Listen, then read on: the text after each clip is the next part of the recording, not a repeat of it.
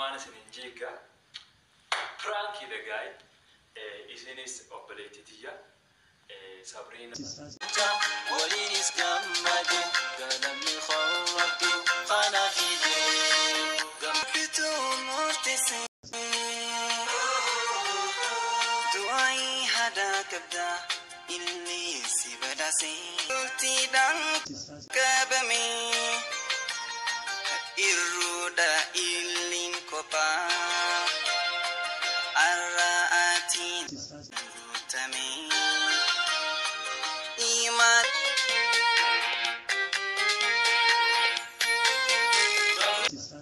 بغمتن مبروك بيارا مبروك إكا قدان مبروك مبروك والكبا جيرون كيسان قدا فرب الديسا مبروك ربو ما بالغي نما بلتي جارو ركوهم درتو كدر أمين حاجي جاي يعني مغانك سابرينا أمين حاجي أنيس جعفر أمين حاجي جعفر تيوبي تلنا بيتنغا السلام عليكم جنة سلامتا ورا جنتا السلام عليكم جنة سلام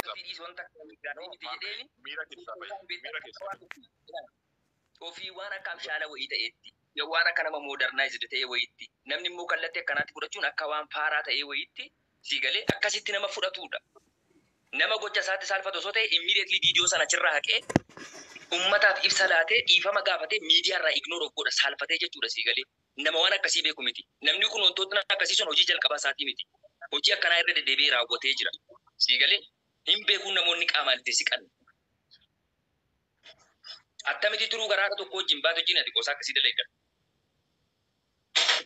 tiruu garaadha tokko baate akkasitti ilmi dhiiraa dudduubaan itti hirkatee harmasii jidduu harkaan qabatee hinjiraa qosaan akkasii takkaa walu jiru ila naaf kenne dhuga waan tokko naaf kenne tokkoffaa miira keessaa bayi isa lammaffaa namni dhalata akkamitti dhalata jette guyyaa du'e dhalata dhama guyyaa dhalatee dhalatuma guyyaa fuudhellee akkas dhalata fuudhaa ferumni qoosan qabu ittillee waan qoosan umuti guyyaa du'ullee indoo guyyaa du'ullee qoosan kana waan ta'eef namtichi kun yoo danda'e warri ajandaa jettu as jala deemte duqee taa'am jechuudha wasaka hunda jechuudha ana ajandaa waan hin barbaade beekee namoota akka godhachuu danda'udha na beeku jabeessitanii kan nama kolkollee nama wasaka nama jala deemaa gad dhufee ajandaa barbaadu miti waan hin barbaade sammuu kootiin uumee eenyutu akkana dhaggeeffatu gochuu nama danda'udha miira keessa sin jiru wantoota akkasii safuudha irra dhaabbachuu qaba maal afaan qulqulluun dubbataa jira irratti maxxansee jira ilaala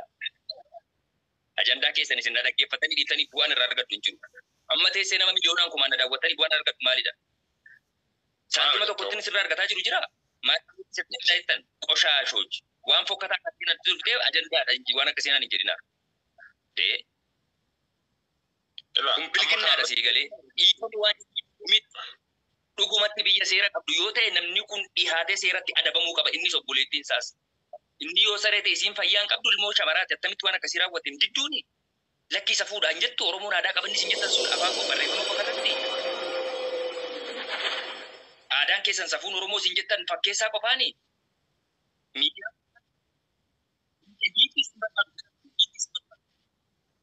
galatooma giiftii isin barbaadu waan tokko faayidaa keessaniif jedheetiin wallahi isa rabbiin argu keessa kootiin dubbachaa jira sii galee akkasin nafaarsitan akkasin goota koo leenca koonaan jettan waa tokko keessan barbaadeetii miti tisiisa soonaan jettan tisiisan ta'u leenca soonaan jettan leencan ta'u haqni jiru garuu haqa namni kun aadaa Oromoo irra aadaa amma waa hedduu irra tarkaanfatee jira seeratti dhihaatuu qaba zasseet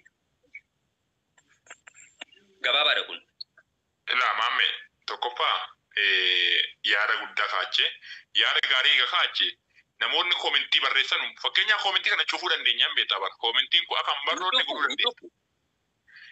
dandeenya namoonni kun ilaalcha isaan qabanuu fi ilaalcha ati qabdu garaagarummaa ta'uu danda'a inni kun maal taasisa namoonni akkana godhan kun saba gurra kana gurri abbaa duuba oolanii wanti ati hantuu ati dalagde si duuba oolte maqaa ummata keetii maqaa saba keetii balleessa nan geeffadhu bad ilmi Oromoo tokko namni tokko yoo waan baddu wallaalaa haa ta'uuti wanni inni baddu inni Oromoo ta'ee dalagi sun beekaa Oromoolee maqaa tures ittiin beektaa nuti. Isa kana gorsuu keetii fi wanni kun hin ta'u jechuu keetiif yaada gaarii kaachee garuu irra dabalataan isaan deeggaruudhaan as jala dhufanii arrabsuu isaaniitii fi an irra natta dabalamaa deema wanni kun gochi kun dhugaa itti naa dabalaa deema. Kana waan ta'eef mee atis miira keessaa bahi wanti kun godhamullee hin malu balaaleffateerra mormii kana kana booda gochi kana nurratti hin gaggeeffamu. Ilmi haala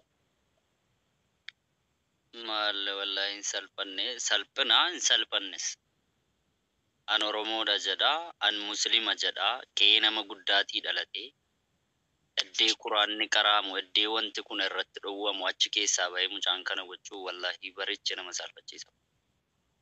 Bareeche maal wanti inni argatu yoo isatti hafeeyo maa yoo miileenni nama kaffalame obboleettii ofiitii wajjin namni waan akka kanaa qaldiin akka kanaa akkamitti godhamas. Bareeche ishee miidha kun bareeche nama dabbara wallahi. Abdurrazzaq ilaalli namoonni asirra jirtan awwalu namoonni asirra jirtan 20 ta'a 10 ta'a 60 100 ta'a awwanti waan kana dubbachaa jiruuf waan uumamee darbe qofaaf miti wanti uumamee darbe already past garuu nu kun arra yeroo jirrutti wantootni akkanaa kun akka deebi'aniin uumamneef laala tarkaanfii wa'ii fudhatamaa hin deemu yoo ta'e jedhe amma namoonni suuraa kana argan wantoota waan akkasii kana dhagahan hangam sammuun isaanii tuqama hangam miirri isaanii tuqama yoo sila gammadaa jiraatan akkam rifatu maaliif kabajaa fi jaalala turuu yookaan obboleettii ofii jabeessee waan beekuufi saree harree hoolaa fi beeladoota waliigalatu dhalaa ofii dhalaa jaartii beetee haadha ofii wajjiniin wal qunnamu obboleettii ofii wajjin wal qunnamu malee rabbiin gaafa ilma namaa kana uumama hundarra adda godhee kabajee uumu wantoota kana kan akka adda baaftuuf lafa taa'ee jechuudha. Maaf wallaalla kana maaf addan baafanneedha maaliif wantoota akkasiirraa of hin eegneedha inni adda obboleettii turuu wajjiniin waan faltii akkasii raawwatee dhufee dhiifama naan jedhu boru ammoo biyyiyuu kan ittiin waamamtu harmee jisii jedhan sana wajjin yoo akkasnaa fidee piraankiidha jedhee dhufe hoo laala wantoota hunda waan namni dhufee asirratti dubbatu kana ajandaadhaa fi yookaan akkanaaf yookaan beekamtii jettanus waan tokko kan na beeku na beeka 10 20 50 na beeku kan na beeku nagaa nam beekin iyyuu na beekee wanti na fayyaduu dhabame na beekee waa fayyadamuu danda'a gabaabatti ajandaas dhabamee miti ajandaa miti dhimma lubbuuti kuni dhimma kootiin iyyachaa jira sii galee ilmi koo dhalli koo boru ilma namaa ta'an fuuchuun danda'a dhallachuun arguuchuun danda'a ilmoo yoo lubbuun rabbiin na jiraachise boru wantootni akkana caala dhufu akka Oromootti yoo uumamuu akka hin dandeenyeef arrara dhaabannee noo jechuu qabna. Arranni waan fedhe raawwatee durii jennu fe YouTube isaa arga beeksifatee kee booda dhiifama naan jedha haya dhiifama rakkoon qabu jedhaanii.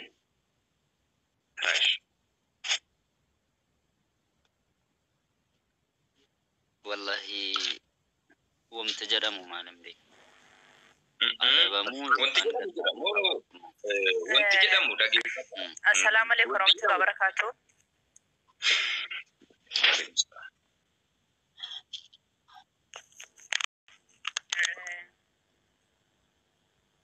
Asa jira fakkaata Abdulkaar. Okay, asa fida.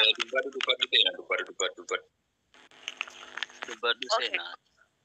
Okay, galatoomaa hundi keessanii maamme kiyya namooti koomentii barreessan kun ijoollee kanaadhaatti barti amaatitti jedhanii kanuma ofii isaaniitti yeroo baay'ee yeroo qoosa walitti fidatanii warra kan hin ilaalini darbee immoo maamme yoo ta'e dhugaa rabbi waa tokko dubbachuu barbaada maammeen waa'ee maammee isin barsiisuu illee isinitti himuu hin barbaadu nama ajandaa barbaadu miti maammeen waan gadheeraallee hin dubbatu waan uummata barsiisu yookiin waan uummata irraa of eeggatudha kan inni irraa dubbatu. Just hundi keenya asirratti maammee yeroo cufa hin beekna.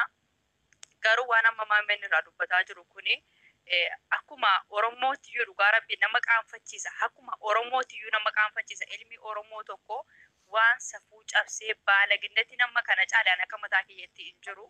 Dhugaa rabbi gaafa kan arge akka kiyyatti baay'een gadde dhugaa waaqanaasu utuu hin taane akka nama tokkotti baay'een gadde jechuudha. Namni tokko obboleettii waliin dhalate gara haadha tokko wajjin garaa keessaa ba'ee Pirankii jedhee waliin harka garaa jala loofatee akka kanaatti waliin cidha gochuu jechuun akka kiyya dhugaa rabbi waan maame dhugaa rabbi akka nama tokko waan dubbadullee hin qabu waan jedhullee hin qabu. Namni kun seerri yoo biyya sana jiraate akka nama tokkootti namoonni biyya sana jiran jaarsolee illee akka amantaatti illee faamilii isaallee namicha kanallee intalallee cufaa walii qaban iddoo tokkotti gaafachuudha. Oromoo miliyoona 60 dhugaa rabbi jiru cufti isaanii dhiifama gaafachuu qabu. Maaliif akka godhani maaliif waan kana akka raawwatani maaliif uummata duratti aadaa badaa Oromoon aadaa akkasiin qabu. Oromoon aadaa qaba. Oromoon safuu qaba. Oromoon duudhaa qaba. Oromoon kabaja qaba. Ofiisaa kan kabaja isaarra darbe saba biraa of keessatti kan kabachiisee jiraatu saba Oromooti jechuudha. So kanaafi utuu biyya biraa keessatti dhageenye ta'e itti soke safuu jennee achitti safeeffannee bira darbina garuu wanta saba guddaa keessattuu hin taanetu ta'ee jechuudha. So kanaafi waan akkanaa baay'ee gareedha. Namoonni cufti irraa dubbachuu qabu. Waan sirrii irraa dubbatamuu qabu. Waan xiyyeeffannoo namoonni kun seeratti dhiyaachuu qabu. Namni achi jiran akka jarri kun seeratti dhiyaatan. Baali gannatti guddaadha. Dhugaa rabbi dhugaa dubbachuuf. Baali gannatti guddaadha kun. So nama gurguddaa miti just ijoollee booddee jirtu jarri kun maal kaanii deeman namootuma xiqqoo daa'imuma reefu wala deemaa jirtu. Dhugaa rabbi ani akka kiyyatti waan an jedhu hin qabu. Namoonni as keessa jirta waan dubbatan dubbadha. Baay'ee nama gaddisiisa. Galatoomi seenaa Ustaaz Ibsaa salaamu alaikum. Wa alaikum salaam wa rahmatullahi wa barakatuh. Maammee kiyya galatoomi baga carraanuu kan ite. Maashaallah waan bareeda irra dubbachuu jirtan dirqama wanni akkana yeroo argamu namni keessaa wal gorsuun akkuma jirutti wal komachuunis ni jira. Viidiyoo san hin jarjaru jeen sirriitti daawwadhee ture. Obboleessi keenya booda irratti inninu dogongora ta'uu isaa hubatee dhiifama naa godhaa obboleettittis garagalee dhiifama gaafadhu akkanatti dhiifama gaafatanii namni na dinqisiifachuu barbaadanis na dinqisiifadhaa namni na komachuu barbaadanis na komadhaa jeetee karaa banee ture inninu wanni akkanaa yoo innillee jechuu baate yoo kan callisnu taate amantii keenyatu irraa nu gaafata akkasuma immoo safuu saba Oromoo saba keessaa baani kanatu nama quuqawaan akkanaa callisanii bira dabruun warra keessaan gorsaa jettaniif Oromoon akki jettu gurra magaalatti bade magaalatti deebifatanii jedha. Wanni akkana wanni public irratti ta'e namni kuni ofiisaa qofatti hin balleessine waan safuu gadi ba'ee balleesse.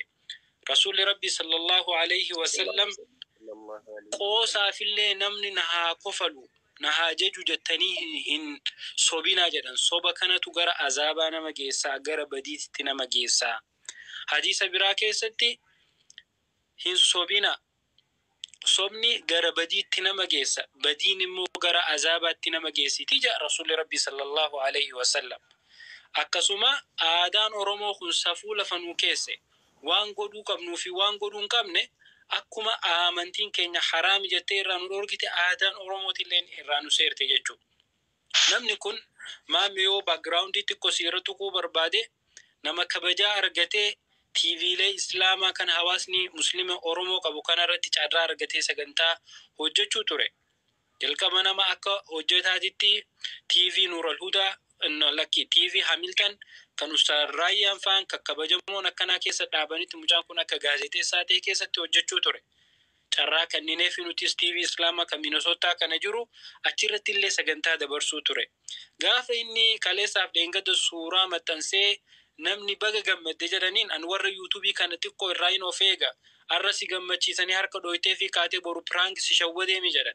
Kun immoo nama shawwaduu nama prankii godhuu osoo hin taane of sossobuudha. Of sossobuu of gowwoomsu malee ani prankiin ogoote wanni ati anarraa irratu tokko hin jirtu. Situ safuu cabsee obboleettii ta'e takabajaan mana keetii warra biraa kadhatamtee heerumuu qabdu situ maqaa arrabse. Gaafa obboleettiin ta'e si waliin baatee waan safuu cabsaa waan amantii Islaamaa keessatti illee dhoorga.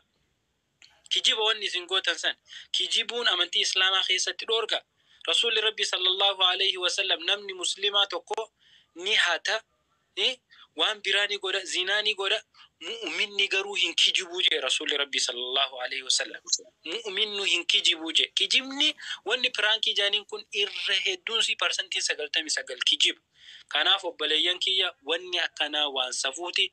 An obboleeytuma saasanii gara na nyaate. Intalti tun intala ganaa lafa ol deemtu, intala heeruma eeggattu, intala jiruu fuula dura eeggattu. Yeroo kijiba akkanaatiin hawaasa dura qabanii waan akkanaa kana irratti raawwatan mee dhiira kamtu amanee intala tana fuuchuuf itti achi deema. Intala tana kabajaan isii irratee jira. Oromoon dubartiif kabaja qabdi. Safuu dubartiin qabdu jira. Namni islaamaa qaanfachuu qaba, mu'minni qaanfachuu qaba. Wanni kun safuu Oromoo cabsee waan aadaa Oromoo cabsee irraas dubbatamuu qaba. Akeekni kannamuu qaba. Mucaan kun dubbii afaanitti sin qabe dhiifama. Dubbii afaanitti sin qabe dhiifama. Wanti jechuu barbaadee fi yeroo namni asirratti dubbatu namoonni gariin maal jedhu ajandaa barbaacha jedhu miidiyaa kanarratti ibsaa dhugaa.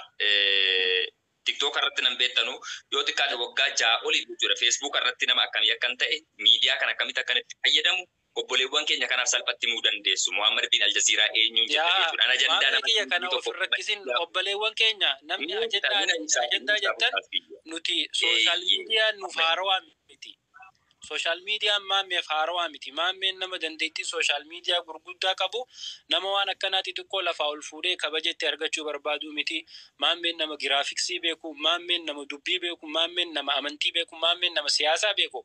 Waan fedhe fidee har'a ajandaa isinii baasee akka fedhetti akka girrisaa ol jala isin oofuu danda'a. Girri isin jechisiisuu danda'a. Kun immoo ajandaaf maal asirratti dhuftee harka dhooytee namni dhibbicha namni kun ni daawwate. Wanni kun akka sirraa of ol baanee hawaasa keenya wanni kun dogongora irraa fagaadhaaf jenna malee ajandaati.